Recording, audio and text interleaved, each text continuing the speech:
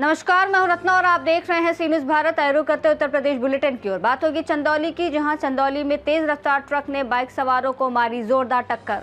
साथ ही बात होगी झांसी की, जहां प्रधानमंत्री नरेंद्र मोदी 10 जून को भारत के निर्वाचित प्रधानमंत्री के रूप में लगातार सबसे लंबे समय तक पद पर बने रहने वाले शख्स बन गए हैं। तमाम खबरों पर विस्तार से चर्चा करेंगे।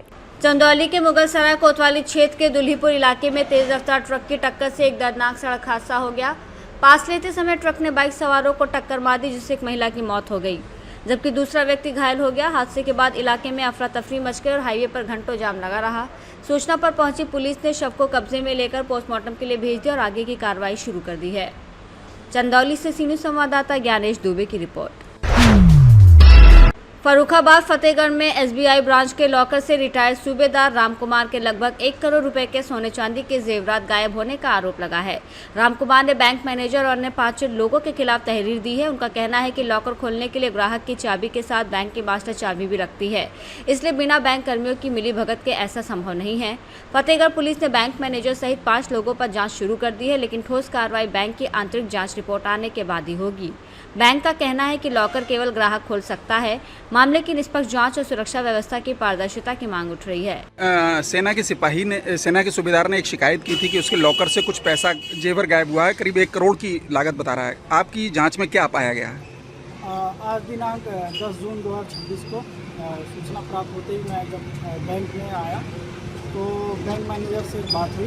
इसमें हम लोगों ने जो वादी हैं रामकुमार वर्मा, उनके साथ हम लोगों ने बैंक लॉकर में गए। उनके लॉकर को हम लोगों ने ओपन कराया। इसमें पता ये चला कि इसमें 2 चाबियाँ होती हैं। एक चाबी जो लॉकर जिसको अलाट होता है उसके पास रहती है और एक मास्टर की बैंक के पास होती है। जब दोनों चाबियाँ एक साथ लगती हैं तो ही लॉकर ओपन होता है। तब हमें चोरी की सूचना प्राप्त हुई कि उसमें उनके 1 करोड़ के लगभग के सामान गायब हैं। तो हम लोगों फॉरेंसिक टीम को बुलाया। फॉरेंसिक टीम ने उसमें पूरी गहनता से जांच करी है और हम लोग भी सीसीटीवी फुटेज और अन्य तथ्यों की जांच कर रहे हैं। जांच उपरांत जो तथ्य सामने आएगा वैसे वैधानिक कार्रवाई। फर्रुखाबाद से सी न्यूज़ संवाददाता आदेश की रिपोर्ट। खबर झांसी से है, जहां 10 जून को नरेंद्र मोदी भारत के निर्वाचित प्रधानमंत्री के रूप में लगातार सबसे लंबे समय तक पद पर रहने वाले नेता बने। इस अवसर पर भाजपा झांसी द्वारा मड़िया महादेव मंदिर, बबीना विधानसभा और काली माता मंदिर सदर बाजार में जिलाध्यक्ष सुधीर सिंह के नेतृत्व में पूजा अर्चना और भजन कीर्तन आयोजित किया गया।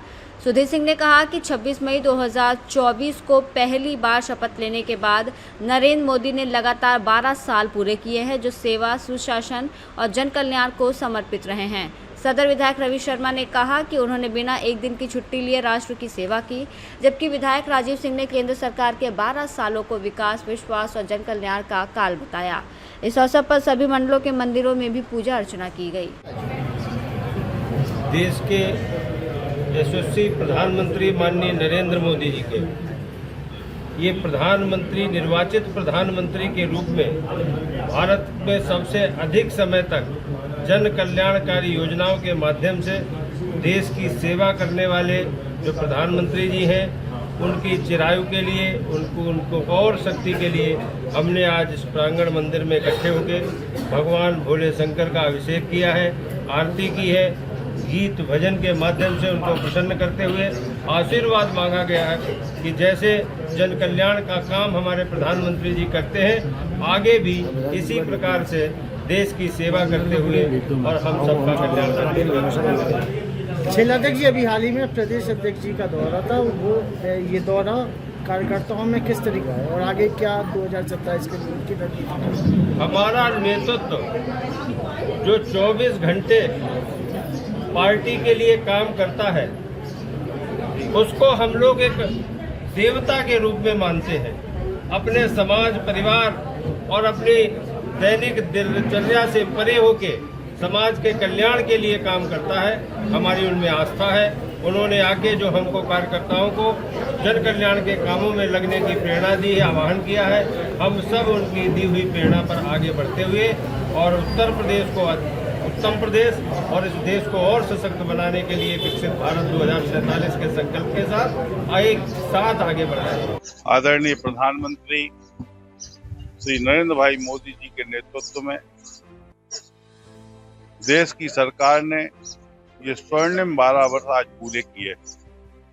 इन 12 वर्षों की स्वर्णिम और सफलतम यात्रा जब हम भारत की आजादी के कालखंड से आज तक की गणना करेंगे तब लगभग 70 वर्षों की विपक्षी सरकारों में ये 12 वर्ष मोदी के भारी बैठते हैं। ये 12 वर्ष इसलिए भी भारी बैठते हैं कि आज दूर आखिरी पंक्ति में खड़ा हुआ वह गरीब, वो निरीह, वो जरूरतमंद जिसको सरकार की जरूरत थी।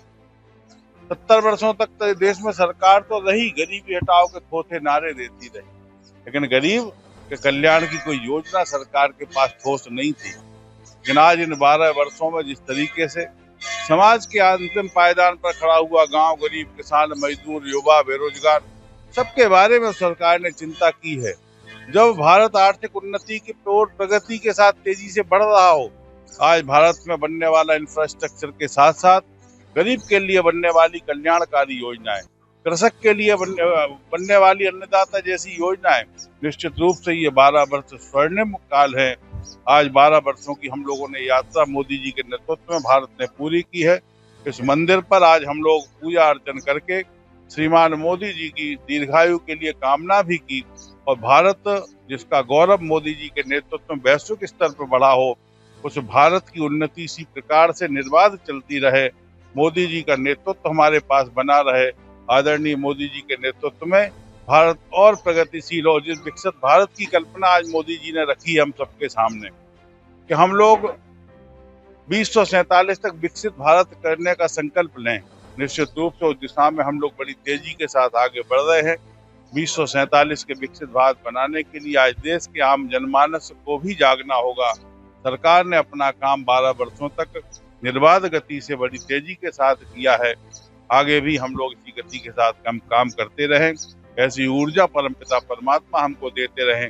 इसलिए 12 वर्षों के समापन पर आज हम लोगों ने मढ़िया महादेव के मंदिर में प्रधानमंत्री जी की दीर्घायु और अच्छी सरकार आगे चलती रहे इसकी कामना है। झांसी से सीनियर संवाददाता अंकित साहू की रिपोर्ट। कन्नौज के सकरावा थाना क्षेत्र में पिता की हत्या के आरोपी अशोक कुमार बाथम को पुलिस ने घटना के 48 घंटे के भीतर गिरफ्तार कर लिया। पुलिस के अनुसार जमीन विवाद के चलते आरोपी ने शराब के नशे में अपने 70 वर्षीय पिता श्री कृष्ण बाथम पर कुल्हाड़ी से हमला कर उनकी हत्या कर दी थी। मुकदमा दर्ज होने के बाद पुलिस ने उसे नगला मदारी तिराहा पुलिया के पास से गिरफ्तार किया। उसकी निशानदेही पर हत्या में प्रयुक्त कुल्हाड़ी और घटना में इस्तेमाल मोटरसाइकिल भी बरामद कर ली गई है। आरोपी को जेल भेज दिया गया है। कन्नौज से सीनियर संवाददाता शिबू सैनी की रिपोर्ट। कौशाम्बी के सिराथू तहसील में लेखपाल सुनील द्विवेदी और कमल सिंह पर फरियादी रामभवन को धमकाने और गाली गलौज करने का आरोप लगा है। फरियादी घरौनी बनवाने तहसील आया था, तभी लेखपाल ने 5000 रुपये रिश्वत मांगने और ना देने पर मारने पीटने की धमकी दी। वीडियो में लेखपाल ने जूता उतारकर मारने और 20 जूते मारने की धमकी देने की बात भी की, जो साफ दिख रही है। रामभवन ने मामले की शिकायत पुलिस को दी है।